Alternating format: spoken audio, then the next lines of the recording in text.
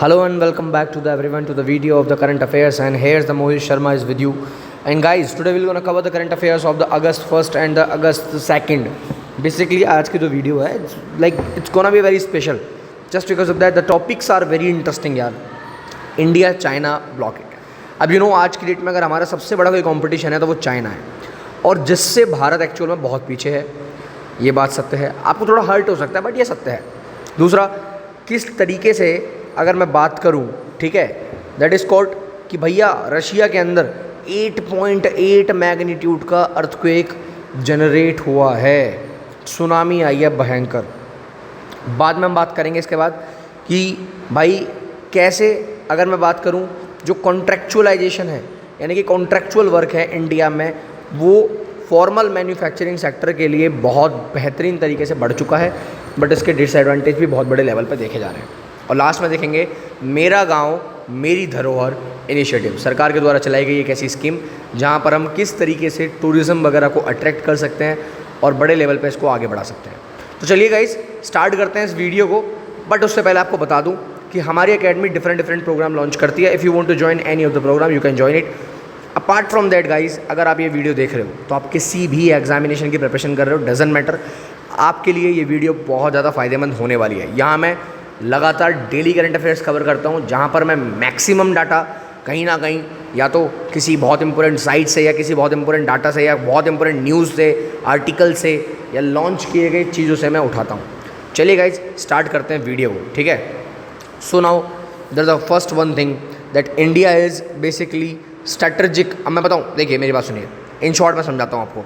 जो Chinese product है, Chinese investment है इलेक्ट्रॉनिक सेक्टर के मामले में, कोई तोड़ नहीं है भाई साहब, कोई बराबर में भी नहीं टिक सकता. यानी कि अगर चाइना के सेक्टर की मैं बात करूं तो सबसे ज़्यादा ग्रोइंग सेक्टर है और भारत उसके बराबर में भी नहीं है.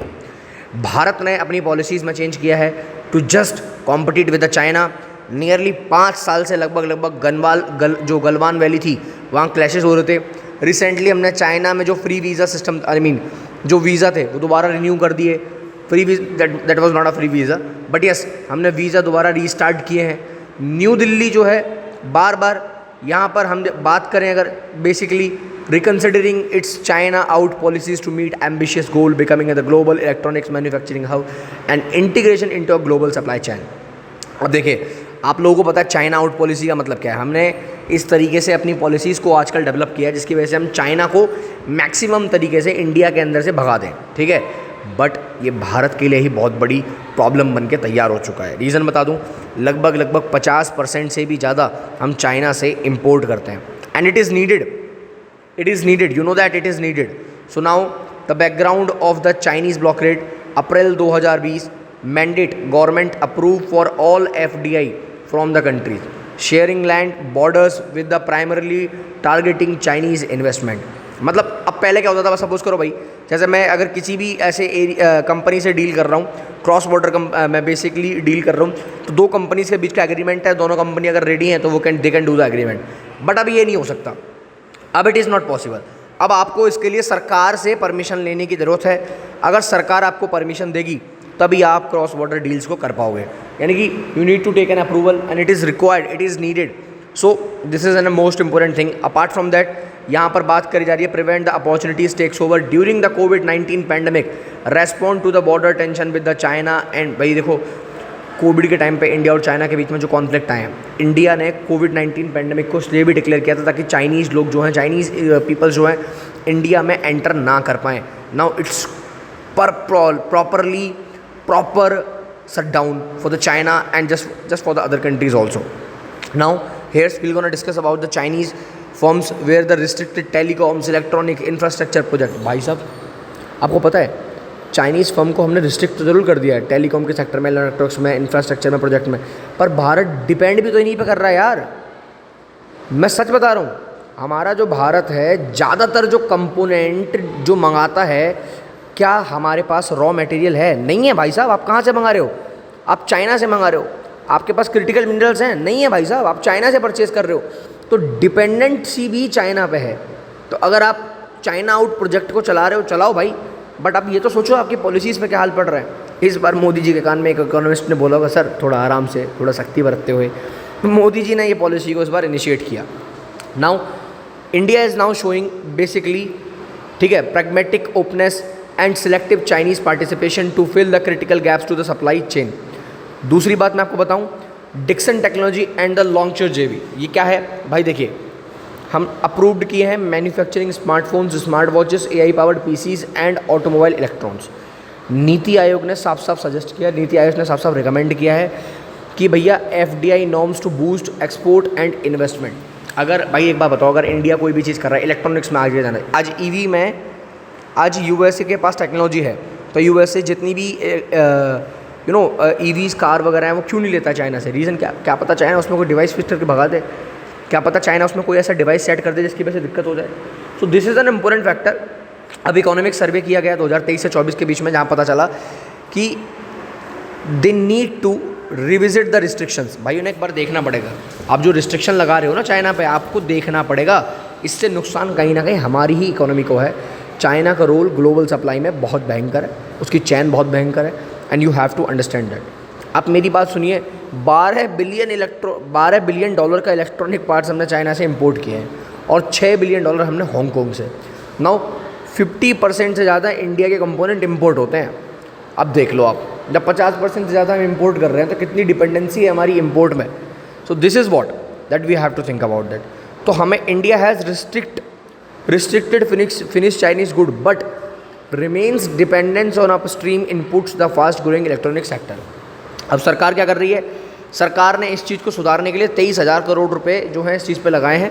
यानी कि सरकार बोलना चाह रही है कि हम अपनी डिपेंडेंसी जो है खुद शो करेंगे, हम नहीं चाहते चाइना पर डिपेंड होना, हम अपनी टेक्नोलॉजी प्रोडक्ट वगैरह खुद बनाएंगे। बट बनाएंगे कैसे? हमारे पास टेक्नोलॉजी क्या है, हम किससे सीखेंगे? कौन सा फॉरेन कोलैबोरेशन हमारे साथ है? जहाँ चाइना लीड कर रहा है आज के वर्ल्ड में, इंडिया वहाँ तक पहुँचेगा कैसे? उसे सीखने के लिए भी तो चीज़ें चाहिए। तो this is the most important factor. Now China +1 strategy created an opportunity for India to emerge an alternative hub. अब इंडिया हैज़ रिज्यूम, जैसे टूरिस्ट वीज़ा, अब इंडिया क्या है, देखो कहीं अगर आप रोक लगा रहे हो तो कहीं तो आपको नरमी बख्तनी बेसिकली जो वहाँ पर दिखानी पड़ेगी। एक तरफ आप अगर बहुत ज़्यादा शक्ति से पेश आ रहे हो तो वहीं दूसरी तरफ आपको नरमी से भी पेश आना पड़ेगा। अब India has resume the tourist visas and allow diplomatic exchange and the emphasize that the competition should not turn into a conflict। ठीक है, देखना पड़ेगा कि जो भी यहाँ पर हो रहा है वो चीज़ें कहीं ना कहीं कंपटीशन कॉन्फ्लिक्ट्स का एक रीज़न ना बन जाए। चैलेंजेस और रिस्क क्या है यहाँ पर? बहुत सारे हैं भाई साहब। रिस्ट्रिक्शंस हैं ऑन रेयर अर्थ मेटल्स की, मैग्नेटिक्स की, क्रिटिकल्स की, इलेक्ट्रॉनिक्स पे भंडार है चाइना पे, आप उससे टक्कर नहीं ले सकते। सिक्योरिटी कंसर्न, जैसे मैंने आपको बताया, चाइना कोई डिवाइस फिट करके दे सकता है, तो सिक्योरिटी कंसर्न भी बहुत बड़ा हर्डल है यहाँ पे। You have to check everything. भाई चाइना साइबर अटैक करता है आज की डेट में। और पता है, मैं आपको एक बहुत चीज़ बताऊँ, आपने अगर स्पेशल ऑप्स 2.0 देखी है, अगर आपने स्पेशल ऑप्स 2.0 देखी है, वेब सीरीज़ है, दैट इज़ ऑन हॉटस्टार, तो आप उसको एक बार देखिएगा, नहीं देखिए तो, है ना, मतलब दोनों पार्ट देखिएगा, आपको समझ आएगा, एक बात समझ आएगी कि अगर 2024, 25, 26, 27, 28, 30 आने वाले टाइम में अगर वॉर होगा तो वो साइबर वॉर होगा। और साइबर वॉर क्यों होगा? देखिए, आज की डेट में अगर आपका न्यूक्लियर प्लांट चल रहा है तो टेक्नोलॉजी से चल रहा है। आज की डेट में अगर आपका DRDO चल रहा है तो वो टेक्नोलॉजी से चल रहा है। आज की डेट में आपकी कोई भी चीज़ जो चल रही है तो वो टेक्नोलॉजी से चल रही है। अगर इसी टेक्नोलॉजी को हैक कर लिया जाए तो उसका कैसे भी मिसयूज़ किया जा सकता है। पूरे देश को बिना किसी युद्ध के ख़त्म किया जा सकता है। आप समझ रहे हो? आपके न्यूक्लियर पावर प्लांट को ब्लास्ट किया जा सकता है, ख़त्म किया जा सकता है। कोई फाइटर जेट्स की ज़रूरत नहीं है। It's just needed one thing, it's just required one thing, that is cyber war. It is a AI times. ठीक है, ये AI का टाइम है भाई। AI is far more dangerous. एक बार एलोन मस्क ने साफ साफ बोला था that AI is far more dangerous than anything. And now पता नहीं मुझे क्यों देश इसकी तरफ दोबारा आगे बढ़ रहा है, दुनिया आगे बढ़ रही है। भाई अब जब दुनिया AI के सेक्टर में आगे बढ़ रही है then Bharat also need to grow. Simple सी बात है, क्योंकि अगर हम पीछे रह गए ना भाई, तो जो वर्ल्ड है वो इसका बहुत ही भयंकर फ़ायदा उठाएगा, बहुत ही भयंकर। We have to think about that. चलिए कोई बात नहीं, चलते हैं नेक्स्ट करंट अफेयर की तरफ। एक सुनामी हिट करता है, एक सुनामी हिट करता है रशिया में।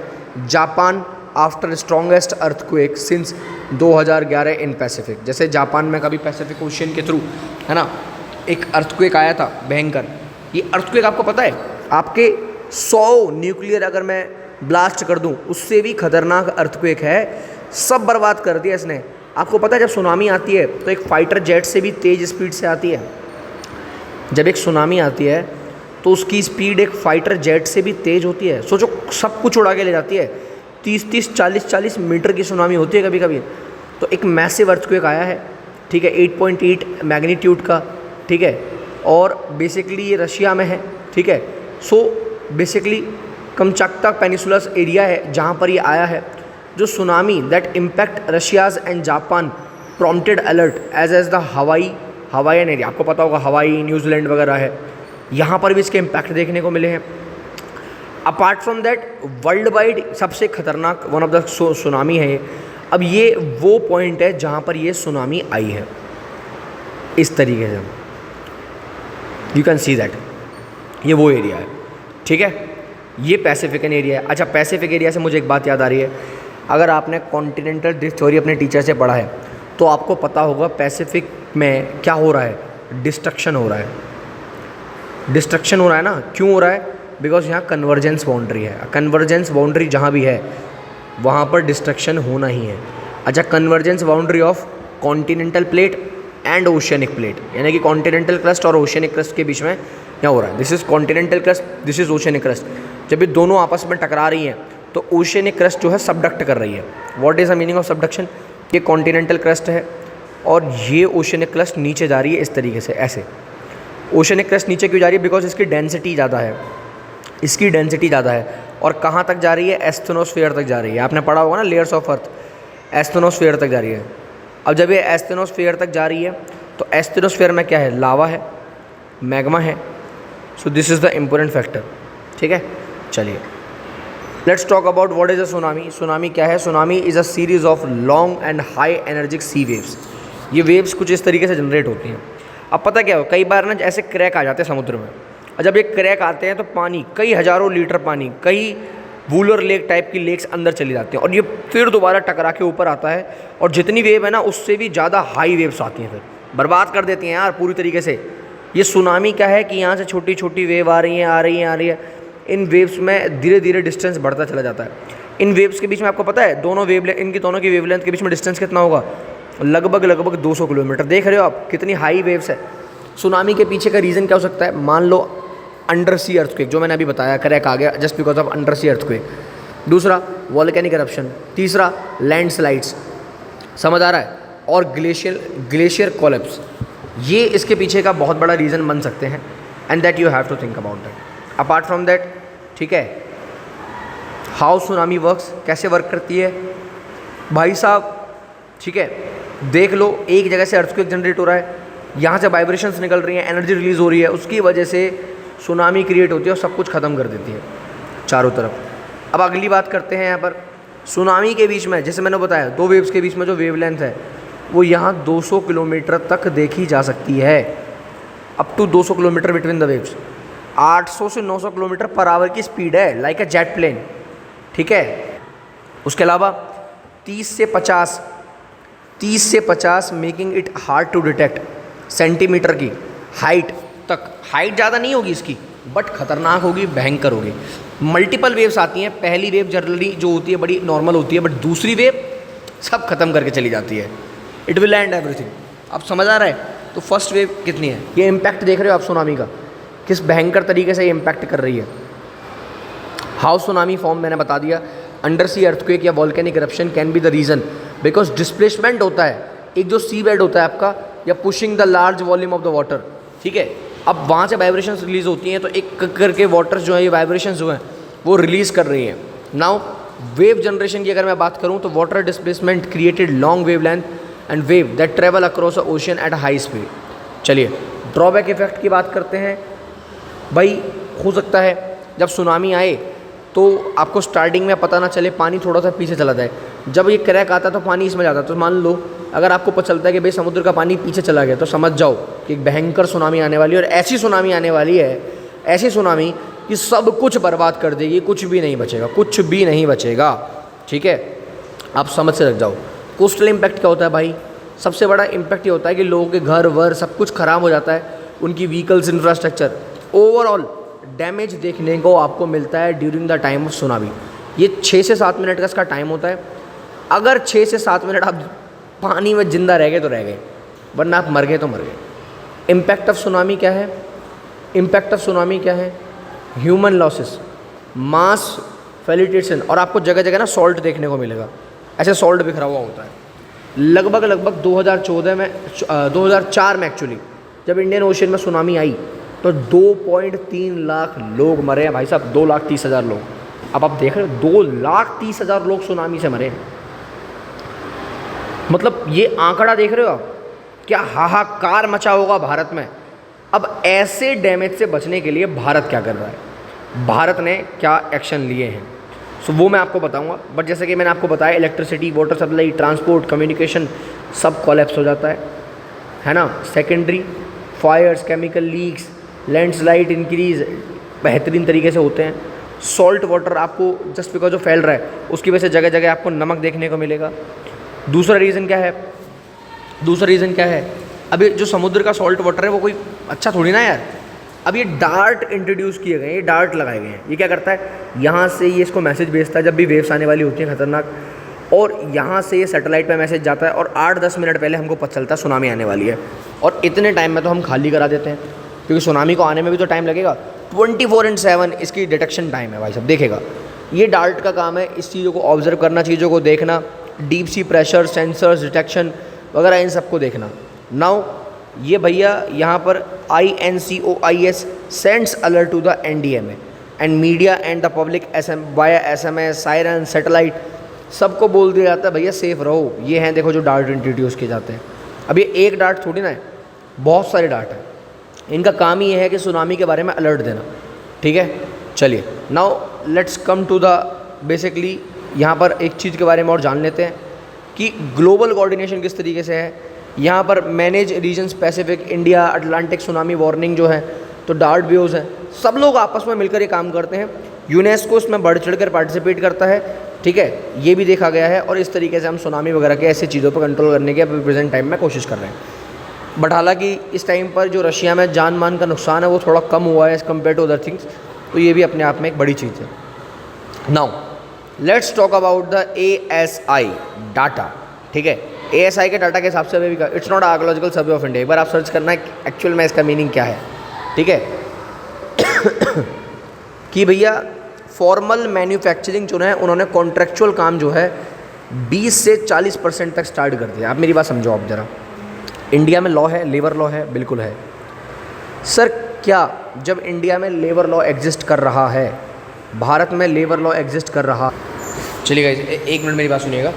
मैं क्या कह रहा था कि अगर मान लीजिए अगर हमारे देश में लेबर लॉज नहीं है, ठीक है, लेबर लॉज हैं but contractual working is already वो कॉन्ट्रैक्ट्स पे है, तो जैसा कॉन्ट्रैक्ट में लिखा हुआ है वैसा काम करना होगा अनटिल एंड अनलेस वो अनलॉफुल ना हो या कोई क्रिमिनल एक्टिविटी ना हो, तो कॉन्ट्रैक्चुअल वर्किंग है। अब भाई साहब भारत में इसके लिए लॉ ही नहीं है भाई, तो आप कॉन्ट्रैक्चुअल वर्कर से कितना भी काम कराओ क्या फ़र्क पड़ता है। आप कॉन्ट्रैक्चुअल वर्कर से कितना भी काम कराओ इस चीज़ से कोई फ़र्क ही नहीं पड़ता। समझ आ रहा है आपको मैं क्या कहना चाह रहा हूँ। तो ये बहुत इंपॉर्टेंट फैक्टर है, यानी कि ये सब क्यों किया जा रहा है, कॉस्ट कटिंग के लिए। भाई साहब इन लोगों को यहाँ पर सिर्फ यूज़ किया जा रहा है बेहतरीन तरीके से। सबसे बड़ी इनके जो इश्यूज़ क्या हैं कि जो इनका इन्फॉर्मेशन है या फॉर्म्ड एंटरप्राइजेज़ हैं या जितनी भी चीज़ें हैं, लॉन्ग टर्म प्रोडक्टिविटी है, इंडस्ट्री कॉम्पिटिशन्स हैं, उन सबको लेते हुए सबसे बड़ा कोर इशू क्या है कि हमारे यहाँ इनकी वेजेस को रिड्यूस करने के लिए, इनके लॉस को बाईपास करने के लिए बहुत कुछ है यहाँ पर। कॉन्ट्रैक्ट लेबर हम रिसाइन करते हैं। अब कॉन्ट्रैक्ट लेबर यानी कि ये लो स्किल लेबर वर्कर है, इसमें लो स्किल लेबर वर्कर है तो प्रोडक्टिविटी तो लो बन के आएगा। 2022-23 में देखा गया लगभग 40% लोग, यानी कि एक कंपनी में अगर 100 लोग काम कर रहे हैं तो उसमें से 40 तो कॉन्ट्रैक्ट में है। अब ये सिर्फ पैसा बचाने के लिए है, प्रोडक्ट में क्वालिटी नहीं है, इन लोगों के अंदर स्किल नहीं है, इन लोगों को मैक्सिमम काम कराया जा रहा है, 8 घंटे की जगह 10 घंटे काम कराया जा रहा है, पैसे दिए जा रहे कम। भैया देखा गया है 14% फ़र्क होता है एक परमानेंट वर्कर और कॉन्ट्रेक्चुअल वर्कर में। 31% तो बड़ी बड़ी फर्म्स में देखा गया है और 24% जो है एम्प्लॉयर इनके कॉस्ट कटिंग करते हैं प्रॉपर तरीके से। मैं दूसरी बात बता दूं यहाँ पर, कॉन्ट्रेक्चुअल लेबर बेसिकली एक देखो 2 तरीके की टेक्निक होती है, एक होता है कैपिटल इंटेंसिव, एक होता है लेबर इंटेंसिव टेक्निक। तो जब एक ऑर्गेनाइजेशन या जब एक इंडस्ट्री किसी भी ऑर्गेनाइजेशन में काम करने के लिए लेबर पर ज़्यादातर डिपेंड हो, that is called labour intensive technique. यहाँ बनते हैं चीप प्रोडक्ट्स। आप रोल्स रॉयस बना रहे हो, वहाँ जरूर हाथों से बन रही है, पर मशीनों से उसका काम बहुत जल्दी होता है और रिफाइंड तरीके से। चलिए बेस्ट एग्जांपल देता हूँ, BMW वगैरह आप बना रहे हो और एक तरफ आप अल्टो बना रहे हो। तो जब अल्टो बना रहे हो, और अल्टो चलो बहुत बड़ी बात बोल दी मैंने, कोई छोटी मोटी चीज़ साइकिल बना रहे हो, तो वहाँ काम करेगा लेबर इंटेंसिव टेक्निक। और जब बहुत बड़ी गाड़ी बना रहे हो, बेहतरीन गाड़ी, तो वहाँ बात करेगी capital intensive technique. Capital intensive technique में आपको मशीनों पर ज़्यादा डिपेंड होना पड़ता है। तो ज़्यादातर फर्म तो भारत में लेबर इंटेंसिव ही है, बट अभी अभी जैसे AI बढ़ रहा है, आगे बढ़ रहा है, तो क्या ये भी एक सोचने वाली बात है, क्या भारत में इंडियन लेबर्स का फ्यूचर धीरे धीरे खत्म हो जाएगा? That you have to think about that. 31% lower productivity than the regular labour intensive firms. Now gap कितना है इसमें? 42% in small labour intensive firms का। माइनर गेंस 5 से 20% सीन ओनली। बस देखा गया, फ़ायदा हो रहा है, मैं ये नहीं कह रहा फ़ायदा नहीं हो रहा है। टर्नओवर हाई है, पर भैया ट्रेनिंग तो लो है, माल तो बेकार लेके आ रहे हो तुम, हैं, लोग तो बेकार लेके आ रहे हो, स्टॉक तो बेकार है सारा का सारा। तो ये चीज़ है। अब दूसरा जो मोस्ट इंपॉर्टेंट फैक्टर है वो क्या है?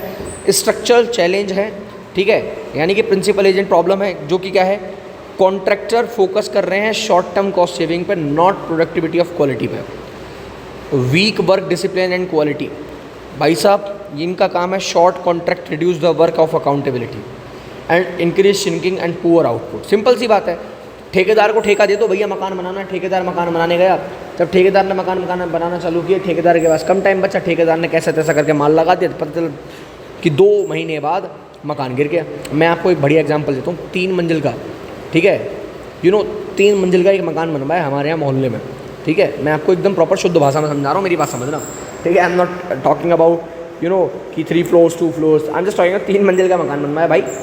और जिस दिन घर में गृह प्रवेश हुआ, वो लोग एंटर करे, रात को देखा कि घर हिल रहा है, रात ही रात में पूरा घर खाली कर दे, पूरा घर हिल रहा है कहीं ना कहीं से, और घर खाली हुआ, सुबह तक मकान गिर गया। अब सोचो तुम, कितना आदमी ने लगभग 1.5 से 2 करोड़ रुपए उस घर में लगाए, ठीक है। नोएडा में अगर आप घर बनवाओगे तो भाई इतना ही खर्चा आता है, 1.5 से 2 करोड़ रुपए आप खर्चा लगा रहे हो, उसके बाद वो घर की पूरी भाई साहब बैंड बच गई। अब सोचो उस लेबर ने जिसने ये काम किया, क्या अगर यहाँ पर एक इंजीनियर हायर होता, एक कॉन्ट्रैक्टर हायर होता जो कि स्किल्ड होता, अनस्किल्ड की जगह एक ऐसा बंदा हायर होता जो यहाँ पर इसको प्रॉपर तरीके से ऑर्गेनाइज करता। या जैसे हमारे यहाँ 2 सिस्टम चलते हैं, एक तो चलता है भाई ठेके पे, एक चलता है दिहाड़ी पे। दिहाड़ी आप डेली पैसा दे रहे हो, आप अपने सामने बनवा रहे हो, अपने हिसाब का मटेरियल है। ठेके पे आपने दे दिया तो दे दिया, वो अपने हिसाब से बना के देगा। सो this is the most important factor. अगर ये फैक्टर होता तो भाई ये बात सोचने वाली है या नहीं है? ऑब्वियस सी बात है, सोचने वाली है। तो लेबर लॉस जो हैं हमारे देश में, उनको देखना बहुत ज़रूरी है। फॉर्म्स क्या कर रही हैं? कॉन्ट्रैक्ट यूज़ कर रही हैं to bypass the industrial dispute act 1947, है ना। तो इसकी वजह से अनस्किल्ड हायरिंग हो रही है, अप स्किलिंग नहीं हो पा रही है, डिस्करेजमेंट हो रहा है, इनोवेशन इन्वेस्टमेंट वगैरह सब खो गए हैं। अब भैया जब आप लेबर हायर कर रहे हो कॉन्ट्रैक्ट पर, तो क्या उसे PF वगैरह ESI वगैरह दोगे? एम्प्लॉयमेंट प्रोविडेंट फंड नहीं दोगे भाई। मैटरनिटी रिलीफ दोगे? नहीं दोगे। मैटरनिटी रिलीफ दोगे? नहीं दोगे। भैया तुम उससे बोलोगे तुम्हारा हो गया, तुम एक काम करो, तुम अपने घर जाओ। ये चीज़ें हैं यार। अब पॉलिसी चेंज करने की ज़रूरत है। तो the industrial relation code 2020 fix the term of hiring is pending full state adoption delaying the reforms. हमारी सरकार में भले ही पॉलिसी आ गई, बट अभी तक कोई फॉलो करने वाला है ही नहीं, कोई फॉलो नहीं कर रहा है। तो भारत को अब ज़रूरत है इस चीज़ के रिगार्डिंग लॉ बनाने की, कॉन्ट्रैक्चुअल वर्कर को सेव करने की। उन्हें भी भाई PF दिया जाए, अगर वो 5 साल के लिए कॉन्ट्रैक्ट कर रहे हैं तो उन्हें भी रिलीफ मिले। इन सब चीज़ों की बहुत ज़्यादा भारत में अभी ज़रूरत है। सो अगर MSME, अच्छा इसका सबसे ज़्यादा फ़ायदा कहाँ उठाया जा रहा है? MSME में। कहाँ उठाया जा रहा है? MSME में, लैक ऑफ इंसेप्शंस में। तो भैया इसके जो पेनल्टीज़ लग रही हैं यहाँ पे, वो लोगों पे ना के बराबर है, ठीक है। इसके बाद दूसरी बड़ी बात अगर मैं यहाँ बताऊँ, तो इससे हमारी प्रोडक्टिविटी पे फ़र्क पड़ रहा है, इनोवेशन पर पड़ रहा है, इंडस्ट्रियल स्टेबिलिटी ख़राब हो रही है, और अनस्किल्ड वर्कर्स को मौका दिया जा रहा है, स्किल्ड वर्कर्स को मौका ही नहीं दिया जा रहा है। This is the most important point here. तो शॉर्ट टर्म सेविंग की वजह से लॉन्ग टर्म लॉसेज हमें यहाँ देखने को मिल रहे हैं, ठीक है। चलो चलते हैं लास्ट टॉपिक पे, मेरा गांव मेरी तरह। देखो भाई, मैं जब अपने गांव में जाता हूँ ना, मज़ा आ जाता है एकदम प्रॉपर तरीके से। क्यों? लगभग भारत में 4.5 लाख यानी कि 4.5 लाख विलेजेस हैं, यानी कि 4.7 लाख विलेजेस करीब हैं। सेंट्रल गवर्नमेंट ने एक प्रोजेक्ट लॉन्च किया, मेरा गांव मेरी धरोहर। अब जब मैं अपने गांव में जाता हूँ, मेरा जो गांव है दैट इज़ कॉल्ड वृंदावन, ठीक है, जो मेरा नानी का घर है, मैं उसी को गांव बोलता हूँ सो दैट इज़ वृंदावन। अब वृंदावन की धरोहर है या नहीं है यार, इट्स अ टूरिस्ट पॉइंट है ना। अब मैं वृंदावन में कहीं भी जाऊँ, मथुरा में जा रहा हूँ, टल्ला चुंगी जा रहा हूँ, या कहीं भी जा रहा हूँ, any of the places, Mathura जा रहा हूँ, वृंदावन जा रहा हूँ, जन्मभूमि जा रहा हूँ, बांके बिहारी टेम्पल जा रहा हूँ, या मैं रमन रेती जा रहा हूँ, या फिर मैं निधिवन जा रहा हूँ, किसी भी जगह जा रहा हूँ भाई, मुझे देखने को ऐसी ऐसी चीज़ें मिल रही हैं ना, मैं आपको बता नहीं सकता। दुनिया का सुकून एक तरफ और वृंदावन का सुकून एक तरफ, बेहतरीन तरीके से। और जो सुकून वृंदावन के अंदर है वो शायद मुझे लगता नहीं कहीं और है। It's a beautiful place in itself. And मैं सच बताऊँ, I am living in Noida in Delhi, but I don't like this life, I like that life, है ना। Actually I really love that life. तो अब ये वृंदावन में हर गाँव की अपनी एक पहचान है। किसी गाँव में सीनरीज बहुत अच्छी हैं, यानी कि वहाँ का मौसम बहुत अच्छा है। जैसे आज मैं अभी उत्तराखंड में हूँ, आई मीन देहरादून, ठीक है। तो अगर मैं आज देहरादून में हूँ तो मुझे ये पता है कि देहरादून का मौसम अपने आप में एक सुंदर मौसम है। जब मैं यहाँ पर विज़िट करता हूँ, जब मैं मसूरी जा रहा हूँ, जब मैं कोटी जा रहा हूँ, ऋषिकेश जा रहा हूँ, तो मुझे दिख रहा है यार, it's a very beautiful place. ये अपने आप में बहुत ज़्यादा सुंदर जगह है, ये बहुत ज़्यादा सुंदर जगह है, ये यहाँ की स्पेशलिटी है।